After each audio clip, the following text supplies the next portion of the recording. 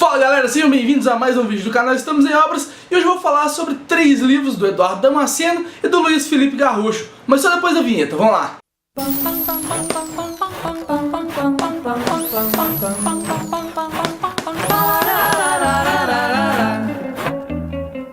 Para quem não está associando aos nomes, o Luiz Felipe Garrocho e o Eduardo Damasceno são os autores da graphic novel do Bidu, a Bidu Caminhos. Mas em vez de falar só da Bidu Caminhos, que é o que a maioria dos vlogs estão falando, eu vou fazer um apanhado de toda a obra que eles já lançaram até agora. Então a gente vai começar um pouquinho pela internet. Primeiro no site Quadrinhos Rasos.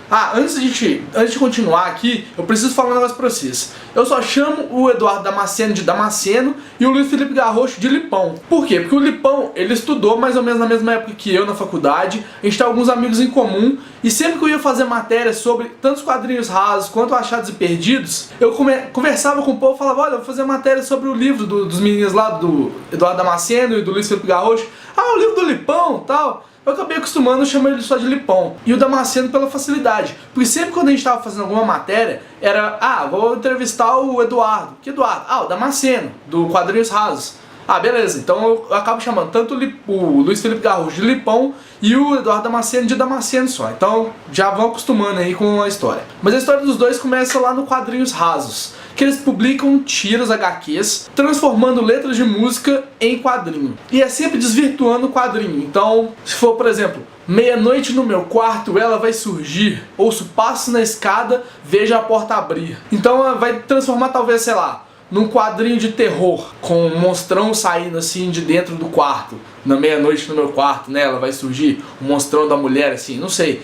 Mas eles sempre tentam desconstruir a letra da música e transformar num quadrinho diferente. Então vocês podem ir lá, digita no Google Quadrinhos Rasos, vocês vão achar o site deles. Eu vou deixar o link aqui embaixo também pra ficar mais fácil. E eu gostava muito já dos Quadrinhos Rasos. É um site que eu acompanho há muito tempo, desde que começou mais ou menos. Como eles são daqui de BH, então tem uma proximidade maior, eu curto ver o trabalho da galera daqui. A galera daqui tem um trabalho muito bacana de quadrinhos. Então eu acompanho desde o início, bem desde o início mesmo.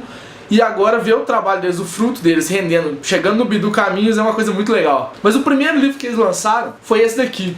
Foi Achados e Perdidos, que é o primeiro livro financiado pelo Catarse, que foi financiamento coletivo feito pelo Catarse. Ele foi uma abertura de portas assim para vários quadrinistas que agora fazem campanha no Catarse. Então tem, por exemplo, o Ricardo Tokumoto, que é daqui de BH, que mora aqui em BH também, né? Ele é lá de Franca, se não me engano, lá de São Paulo, mas mora aqui em BH também, que fez os livros dele a partir do Catarse. Tem também o Fábio Koala, lá do site Mentirinhas, que bateu vários recordes de arrecadação também, com o HQ O Monstro. Mas o Achados e Perdidos foi o primeiro, foi o pioneiro lá em 2011. Ele foi financiado por 573 pessoas, atingiu quase 31 mil reais para produção, a meta era 25, ele atingiu quase 31, foi 30.800 reais, alguma coisa assim. E foi bem sucedido o financiamento em outubro de 2011. Em 2012 o livro foi lançado. Mas o Achados e Perdidos conta a história de quê? Esse livro conta a história do Dev, que é esse moleque aqui, ó. Que ele um dia acorda e vê que ele tá com um buraco negro no meio da barriga. Mas por que um buraco negro? É porque o Dev, ele meio que se sente sozinho no mundo. A mãe dele trabalha demais, ele não gosta de incomodar a mãe dele. O pai dele é um pai ausente que não fugiu da vida deles, assim, não é presente. E ele se sente um estorvo pra todo mundo que tá lá. Ele acha que ninguém gosta dele. Ele tem um melhor amigo que chama Pipo. O cara é talvez o melhor personagem do livro, mais legal, porque ele é um alívio cômico mesmo. Ele é super divertido. Mas o Dev, ele se sente sozinho, ele quer sumir do mundo. Aí esse buraco negro na barriga é como se fosse meio que uma metáfora dele sumindo. Do outro lado da história, o Pipo tenta ajudar o Dev a descobrir por que ele tá com esse buraco negro e resgatar uma caixa que o pai dele deixou pra ele quando ele era criança ainda, que entrou no buraco negro e sumiu. Só que do outro lado do buraco negro tem uma outra menina que chama Laura, que ela também tem um vazio na vida dela. Só que o vazio dela é diferente do vazio do Dev, assim. Ela tenta se adaptar à escola, às meninas que estudam lá, mas ela é muito diferente delas. Começa com uma cena dela botando uma lente de contato, porque ela usa óculos, mas as meninas não sabem. E essas meninas estavam lá no banheiro falando que um dos carinhas mais bonitos do colégio ia botar óculos e ia virar nerd. Aí elas iam parar de gostar dele, sabe? Então ela tenta se adaptar a essa realidade diferente. Não consegue, assim, ela se sente mal por isso, ela esconde um lado dela. E esse vazio que ela sente é transformado num buraco negro que fica embaixo da cama dela. Então esses dois buracos negros, eles se encontram e cabe ao Pipo descobrir como fazer para esses buracos negros sumirem, assim. E é só isso que eu vou falar da história, porque senão eu vou começar a dar muito spoiler aqui. Talvez o mais legal dessa HQ não é nem a história, não é nem o traço, não é nada. É a escolha editorial que eles fizeram. Porque junto com ele, deixa eu tirar aqui, tem isso daqui, ó. Vocês estão vendo? É um CD do Achados e Perdidos. Porque cada capítulo do livro, são 7 capítulos mais o epílogo, todos eles têm uma música que foi composta exclusivamente para esse livro. Não foi composta pelo Lipão nem pelo Damasceno, foi composta pelo Bruno Ito, que é o músico amigo dos dois. E as músicas, elas casam muito bem com a história. Então tem o capítulo 6 aqui, que talvez seja o capítulo mais tenso da história inteira. Vocês percebem que a música ela é mais pesada, ela é mais pegada mesmo para acompanhar o capítulo. E as letras das músicas também dialogam diretamente com o assunto do capítulo. Então é bem legal de... Eu reli ele ontem, né, antes de gravar esse vídeo, eu reli o livro ouvindo as músicas, e é uma outra experiência, é bem legal mesmo. E uma coisa que é legal destacar aqui nesse quadrinho é o início do uso das onomatopeias por parte do Lipão e do Damasceno. Vocês vão ver que eu vou falar um pouquinho mais de onomatopeia nos próximos livros deles, mas você pegar aqui, ó, por exemplo, não sei se vai dar pra ver aí, vou tentar chegar. Vai ficar desfocado, com certeza vai ficar desfocado, mas nessa quadrinho que eu mostrei, tá vendo que tem vários blá blá blá assim, e o livro é cheio disso, cheio de várias onomatopeias que mostram exatamente o que está acontecendo com a história. E os balões de fala, eles são também diferentes, porque eles são realmente um balão de fala. Eles saem da boca do personagem e vai fazendo rodeio até chegar num balão que não é um balão tradicional, é um balão desenhado à mão também, e eles vão adaptando o texto pelo tamanho do balão. É o modo mais arcaico, mas acho que é o Damasceno que fala aqui no final do livro que ele faz assim e deixa ele. Mas isso dá uma fluidez pra história, porque a gente vê exatamente quem tá falando saindo da boca, assim. É realmente um balão de fala. E acrescenta isso às fontes que são usadas, que é desenhada à mão também a fonte. Então dá outro tom pra história. O modo como ela é contado também diferencia por causa disso. E uma coisa idiota que eu queria destacar, é que eu fui anotando coisas, né, pra poder falar sobre esse livro. Mas a primeira coisa que eu anotei, que é logo nas primeiras páginas, é o cachorrinho.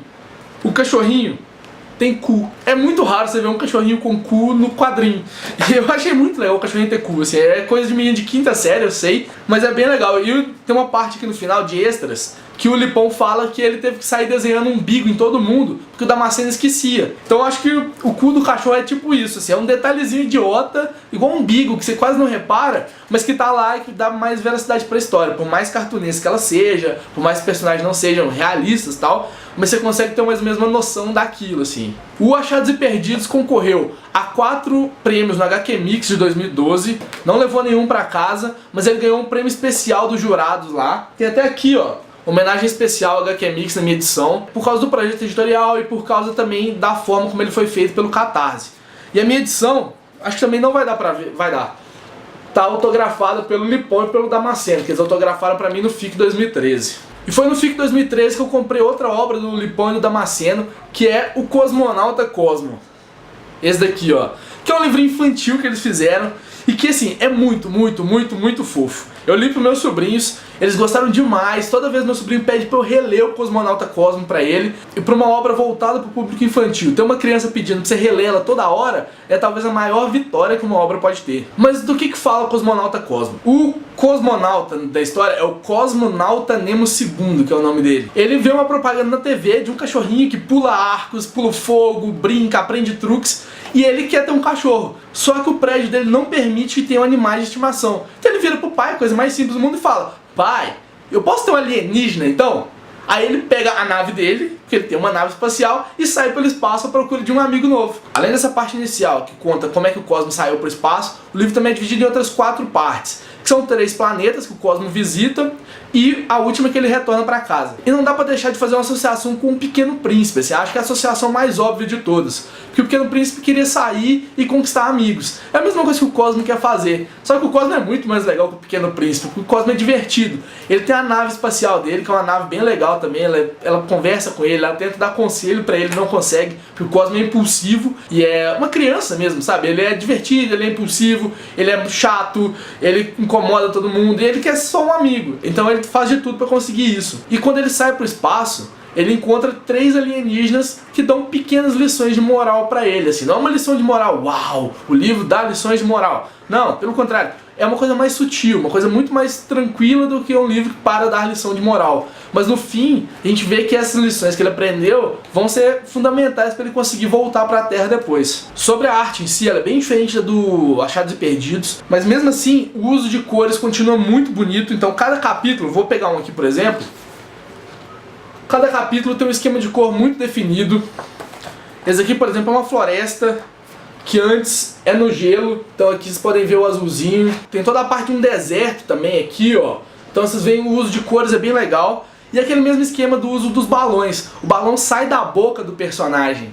Então dá pra ver exatamente quem tá falando, o tom que tá falando, pelo uso das cores também. Porque eles mexem com cores também no escrito da fala. Então tem várias cores diferentes pra cada personagem. Então é bem diferenciado isso. E aqui no Cosmonauta Cosmo, eles começam a utilizar a onomatopeia de uma forma muito mais legal. Ela nesse livro, ela tem um papel talvez mais fundamental do que tem no Achados e Perdidos. Porque ela é bem diferenciada. Ela acompanha o desenho. Então se ele vai viajar pelo espaço, tem um vush gigante na tela, assim, escrito. Tem uma parte que tem um coelhinho, o coelhinho vai pular, aí ele tem um coelhinho aqui, ele pula, aí dá um flip, aí na hora de voltar é um flip de volta. As onomatopeias aqui são mais divertidas, são mais engraçadas, elas fazem parte da história. Talvez isso seja um dos grandes charmes do livro, que além de conquistar as crianças, né, igual eu falei, meus sobrinhos adoraram o livro, também me conquistou fácil. O Cosmonauta Cosmo concorreu também a um prêmio HQ Mix nesse ano, né, de 2014, porque ele foi lançado ano passado, 2013, e só que ele tinha uma concorrência pesada, que era o Turma da Mônica Laços, que ele concorreu na categoria Infanto Juvenil. E lógico, o Laços ganhou, porque o Laço foi aquele boom, né? Então, mas o Cosmonauta Cosmo é uma obra para crianças, tem que prestar muita atenção nela. Além disso,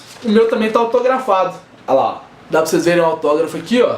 Aqui do Lipão e aqui do Damasceno, que eles autografaram pra mim no FIC. Agora vamos chegar na última obra deles que eu tenho aqui, e que provavelmente já deve ter visto alguns outros vídeos falando sobre, mas eu vou tentar fazer uma coisa diferente, falar umas outras coisinhas que eu reparei, além daquelas que todo mundo já prestou atenção, que é Bidu Caminhos, que é a nova Graphic MSP lançada, a primeira dessa segunda leva. Eu tava lá no Festival Internacional de Quadrinhos quando o Sidney Guzman anunciou quais eram as próximas HQs. Foi tipo um evento mais surreal da vida, de tão legal que foi. Tava o Maurício de Souza sentado no palco, os desenhistas todos lá, ele anunciando quem ia ser os próximos, todo mundo chorando. Imagino pra um desenhista, pra um roteirista, como que deve ser foda você ser convidado pra participar desse projeto. Então eu ia ter uma honra gigantesca de participar se eu fosse roteirista, né, porque quadrinista, desenhista não tenho capacidade nenhuma, no máximo roteirista. Ia ser uma coisa muito, muito surreal. E eu vi pela emoção, a galera chorando, o Vitor Cafage chorando igual uma criança lá, o Lipão também chorando quando foi anunciado, porque ele já sabia, lógico, já sabia, né?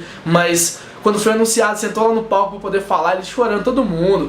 Foi muito bacana ver um evento dessa magnitude acontecendo aqui em BH, no FIC, e que eu espero que em 2015, ano que vem, tenha uma apoteose igual essa aqui, quando o Sidney Guzman for falar sobre as Graphic MSPs. Então vamos falar da história. Mas ela é bem simples, é de como o Bidu encontrou o Franjinha, como começou a amizade dos dois. O que acontece aí no meio do caminho, que é o grande tchan da história. Talvez a primeira coisa que chama atenção aqui é o desenho dos dois, do Lipão e do Damasceno. Ele parece um bocado com o desenho do Cosmonauta Cosmo, ele lembra um pouco, principalmente o Franjinha lembra os traços do Cosmonauta, porque por causa do queixo, das formas dele, lembra um pouquinho do trabalho que eles fizeram antes, mas mesmo assim é um trabalho diferenciado, tanto pelo uso de cores, que é um uso de cor mais sutil do que o do Cosmonauta Cosmo, não tem aquele impacto visual que algumas páginas do Cosmonauta precisa, no Bidu não tem isso, mas a arte do Bidu eu acho ela mais bonita, ela é mais sutil, assim, é mais refinada do que a do Cosmonauta Cosmo. E lógico, a segunda coisa que mais se destaca é a forma como os cachorros conversam. Foi uma limitação que o Sidney Guzman propôs pro Lipão e pro Damasceno, que os cachorros não podiam falar. E aqui eu abro um parênteses pra lembrar vocês, talvez vocês não lembram da história da Turma da Mônica direito, porque até eu pulava as histórias do Bidu, tinha algumas que eu não gostava, mas na verdade existem dois Bidus. O primeiro Bidu é aquele Bidu que contracena com o Franjinha, que é um cachorrinho mesmo. Então você vê as histórias de um cachorro tranquilo. O segundo Bidu é o Bidu que é artista, que é uma história meio metalinguagem, que ele sabe que tá dentro do quadrinho, ele encena aquilo, tem a Dona Pedra, tem o Bugu que tenta invadir o programa dele o tempo inteiro pra poder tomar o lugar do Bidu mesmo. Tem o Manfredo, que é o contra-regras dele. Então é uma história muito mais de metalinguagem do que a história do Bidu como um cachorro. E aqui eles escolheram fazer o Bidu como um cachorro, até porque a outra ia exigir uma outra forma de abordagem. Mas mesmo assim, os personagens da outra parte do Bidu estão aqui. Então, por exemplo, você vê a Dona Pedra, a inserção da Dona Pedra aqui é muito legal, tanto pela forma como ela aparece, como na forma que o Bidu interage com ela, que lembra muito o Bidu de duas patas que interage com a Dona Pedra. O Bugu, que tenta invadir o lugar. Então, a primeira aparição do Bugu aqui, lembra nos quadrinhos? O que o Bugu falava toda vez que ele aparecia nos quadrinhos? Ele gritava no sonoro: alô, mamãe! Aqui nos quadrinhos também, a primeira vez que o Bugu aparece, tem lá, discreto, no cantinho da caixa, escrito alô, mamãe.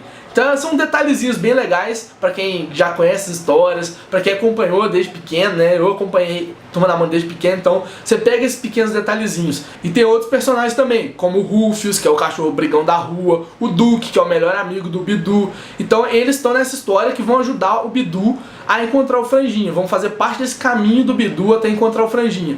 E não é à toa, só falei caminho aqui, foi sem querer mesmo, mas o subtítulo da revista é Caminhos, que mostra exatamente duas linhas de crescimento aí. A primeira é do Bidu, que era um cachorrinho de rua, que gostava de ficar no carro abandonado, que ele se achava o rei do carro abandonado, até o momento que ele começa a conhecer outros cachorros, ele vai para um abrigo também de animais, e lá ele é bem tratado, ele conhece, aí ele tem um confronto com o Rufius, que é o cachorro brigão, e a partir daí tem uma pequena reviravolta na história, que culmina nessa página, que é a página mais bonita de todas da historinha, que é essa página dupla aqui, ó.